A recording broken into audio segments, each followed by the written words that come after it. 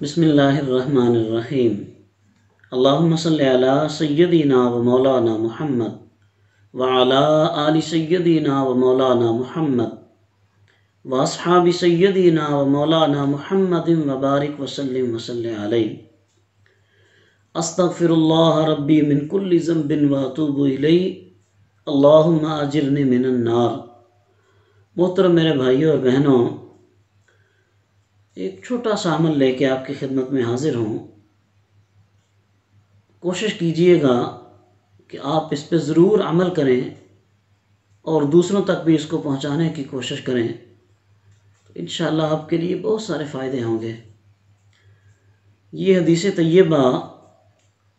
سنن ترمذی میں، سنن دارمی میں، معجم الکبیر میں، شعب الایمان میں اور تہذیب الکمال میں یہ حدیث طیبہ نقل ہوئی ہے، اور یہ میرے سامنے سنن ترمذی کی کتاب ہے، اور اس میں اس حدیث کا نمبر ہے 2922۔ جناب سیدنا معقل بن یسار رضی اللہ تعالیٰ عنہ،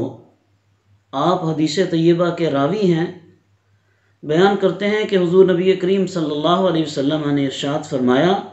جو بندہ صبح کے وقت 3 مرتبہ اعوذ باللہ السمیع العلیم من الشیطان الرجیم، یہ آپ نے 3 دفعہ پڑھنا ہے صبح کے وقت، اور اس کے بعد سورہ حشر کی آخری 3 آیات طیبات، هو اللہ الذی لا الہ الا هو عالم الغیب والشہادہ هو الرحمن الرحیم، هو اللہ الذی لا الہ الا هو الملک القدوس السلام المؤمن المہیمن العزیز الجبار المتکبر سبحان اللہ عما یشرکون، هو اللہ الخالق البارئ المصور له الاسماء الحسنى یسبح له ما فی السماوات والارض وهو العزیز الحکیم۔ یہ 3 آیات طیبات ہیں سورۃ الحشر کی، یہ آپ نے 1 مرتبہ پڑھنی ہے۔ تو جناب سیدنا معقل ابن یسار رضی اللہ تعالیٰ عنہ بیان کرتے ہیں کہ اللہ کے پیارے محبوب صلی اللہ علیہ وسلم نے ارشاد فرمایا کہ جو بندہ ہر صبح یہ پڑھ لیتا ہے، اللہ تبارک و تعالی اس بندے کی حفاظت کے لیے 70,000 فرشتے مقرر فرما دیتا ہے کہ جو صبح سے لے کر شام تک اس کے لیے دعا کرتے رہتے ہیں، اور اگر اس دن اس بندے کی وفات ہو جاتی ہے، اللہ تبارک و تعالیٰ اس کو شہادت کے مرتبے پہ فائز فرما دیتا ہے۔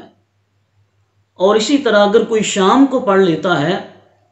تو صبح تک 70,000 فرشتے اس کی حفاظت پر مامور ہوتے ہیں، جو اس کے لیے دعا کرتے رہتے ہیں۔ تو ناظرین کرام، دیکھا آپ نے کتنا مختصر سا عمل ہے